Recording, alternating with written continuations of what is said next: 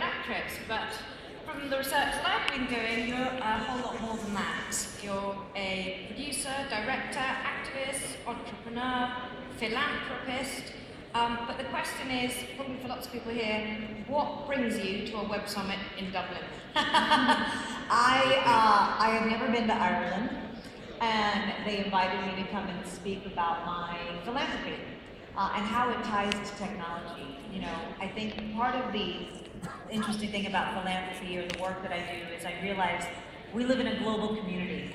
And once you accept that, you can adopt different models of different countries that are doing the same thing in philanthropy. So you're not reinventing the wheel every time. And a great way to share ideas and to share those models is through technology. I'm just looking at the audience, and I barely see a female face in here.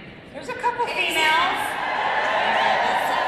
There's 85% men in this audience, and there's 30% of business leaders are women, and it's even less in the tech industry. Mm-hmm. Where are we? What's the problem? Where are we going wrong? Yeah, well, I think traditionally the sexism in these fields is still prevalent. I did my master's thesis on specifically Latina women in STEM fields, whether it's science, technology, engineering, or math. And I found that a lot of them are continually, even today, discouraged to go into these fields. And so I think that's something that we have to change in our educational systems. It's very hard to navigate the educational system in general, and even more so when you're a woman interested in these fields and discouraged by it. And so I want to applaud all the women here today. You are a rare breed. And also I want to challenge all the women here today to become mentors to younger women and show them the way and show them your path so that you can hold their hand and lift them up, because without mentors, the system does not work. Do you want to tell us a little bit about what you do through your foundation to empower women, and specifically Latina women? Yeah. Well, the Eva Longoria Foundation focuses on helping women through educational programs and entrepreneurial programs. And so the educational side that we do is we realize in the cycle of poverty, the best intervention always is access to education. And it's an intervention that can happen at any time, whether you're young, whether you're a teenager, or whether you're an adult. You can always get your education. The problem is the access to education. Some people live in poor neighborhoods, they go to poor schools, and so my foundation focuses on programs that help them stay in school once they are in school, how to get a higher education, go to college, all of those programs. Parental engagement, making sure your parents are engaged. And the other side is entrepreneurial programs. Specifically in the United States, I don't know the statistic worldwide, but women start businesses at 3 times the national average, women. But yet they have a very hard time gaining access to capital, access to business training, access to technical skills. And so I partnered with Howard Buffett, and we have the Buffett Longoria Fund that actually provides all of those tools for women to be entrepreneurial and to start their own small businesses. And we try to help the women who fall through those cracks of a normal system of trying to get loans and banks, and so that's what my foundation does. And in terms of your professional life, working in a place like Hollywood, let's just talk about isms. I mean, sexism, racism, ageism, have you know, what's been your experience with any of the above working in? Well, I'm still young, so I haven't quite hit the ageism yet, but it exists. Especially when I was on a show called Desperate Housewives, and it was one of the first shows where most of the leads were over 40. And it was a hit show, it was a global phenomenon, and that was very rare because women over 40 have very limited roles available to them. But there is definitely, underrepresentation of women in film, television, and I think a large part of that is because they're not behind the camera. They're not writers, there are not enough directors, there are not enough producers that are female.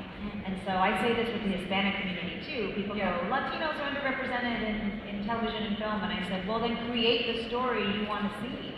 You know, write the story you want to hear. You can't just sit back and wait for that to happen. I never know whether quotes are taken out of context, but wow. I read that you said the best thing about being a woman is the power we have over men. Can you elaborate to our 85% male audience what you meant about that? Let me tell you something. I don't remember saying that. I probably did. But what I find is that people tend to put women in boxes. And it's like, she's sexy, she's smart, she's ambitious, she's a mom, she's young, she's, where women are very complex. And I think the greatest advantage we have is that we're always underestimated. And so what we can do is just continue to prove people wrong, because women are all of those things at the same time. And possibly judged more harshly. I saw a Sandy Tosvik, you probably don't know who Sandy Tosvik is. She's a UK comedian, and she said recently, if you don't have kids and you're a woman, you're some heartless sad thing. If you do have kids and you work, you're selfish. But if you have kids and stay at home, you're lazy. It's a trap. Yeah. What are your thoughts on that conundrum? I agree. I think it's exactly that. It's a conundrum because I think women are hardest on women. Women make those judgments, not men. Women are the ones saying, oh, you have kids, so you stay home, so you're not ambitious. And then the ones who don't have kids are, oh, you don't care about, other things other than yourself, So yeah, I think it's definitely a conundrum, and I think there's a conversation to be had on stages like this, or on the world stage, as far as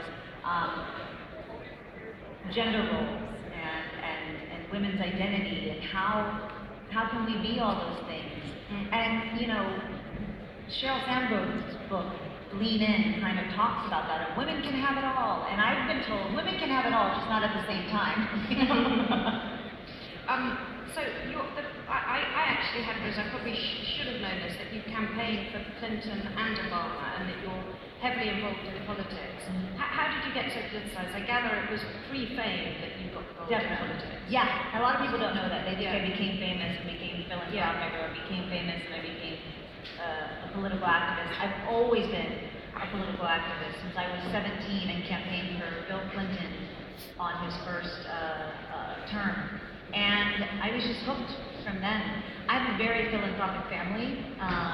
My oldest sister is special needs. She has a mental disability. My mother was a special education teacher for 30 years. My aunt was a volunteer in everything and dragged us along. So I knew that word volunteer very early in my life. Volunteerism is a very big concept in my family. And along those same lines, I always find in order to make or create sustainable change, you need the private sector, and you also need the public sector, which is public policy and government and politics. And so that's how I got into politics, was needing permanent change with a law that was affecting special needs kids, or creating change for the poor people in our community that all of these charities can't possibly continue to service unless something systematically changed. So I find that my philanthropy led me to my political activism. And presumably you'd be supporting Hillary Clinton in such an advocate. I try not to talk about the Hillary Clinton of it yet, because we have a current president right now that needs a lot of help. And we have elections today in the United States, big elections happening today. And we have such a great turnout in our national presidential elections, but yet nobody shows up for the midterms.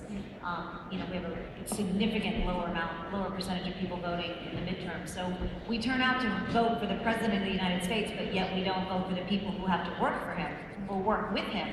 And so I think that that's really important, that we fully participate at all times.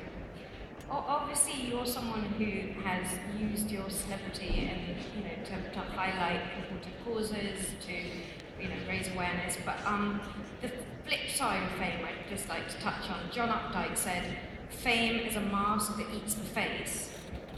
Does that ring true to you? I don't know what that How means. do you deal with it? Well, what does that mean? That fame is an insidious thing. That actually, the more you identify as a famous person, you lose your real identity. I agree with that. First of all, nobody wants to hear a famous person complain. They're like, oh, boo, boo. But I do agree that if you allow fame to define you, that's a problem. See, I became famous very late in life according to Hollywood standards. I was 28, 29. I already had my bachelor's degree. I went to college. I was very set in my identity prior to this thing called fame. And so I think fame magnifies who you are and then tries to define it. And if you let the tabloids or the news or the media define you as America's sweetheart or America's party girl or this, and you kind of go, okay, that's what I am, and you just kind of go in that direction, that's when you can get into trouble. That didn't happen to me because I was so set in who I was, it just kind of falls off my shoulder. Is there anything that you wish you'd known at age 13 setting out in life? Anything that you'd say to your 13-year-old self? To my 13-year-old self? Yeah. 13, God. I would just say fasten your seatbelt. It's going to be a bumpy ride. But no, I love all of the experiences I've had. I really, the failures, the successes, I think it's all part of creating who you are today. Proudest achievements? What do you big boasts? boasts? Other than my family, I'm so proud of my family. My education. When I went back to get my master's degree, just graduated last year, I would go to Desperate Housewives during the day, and then I'd go to night school at night, Monday, Tuesday, and Wednesday nights, and I would be studying on set in between takes. There was 100 times that I go, what am I doing?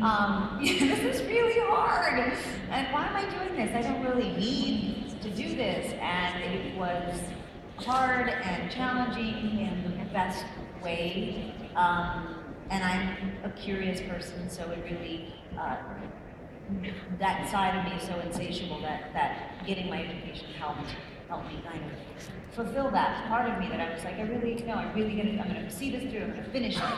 And you guys know how hard it is to go back when you're older to get your education. You're just like, I'm too old for this. So, what's next? I know what's next at the summit, because we're going to go and talk at the food summit about your documentary. Yeah. Food chain, but what next generally for you? Oh God, I have no idea. No, right now I'm producing and directing a lot. I'm behind the scenes, behind the camera a lot, which I've been enjoying, because I like the business side of our industry. And I probably will be returning to television next year in a new show. I don't know what it is yet, but stay tuned. Thank you very much, Eva Longoria, for your time.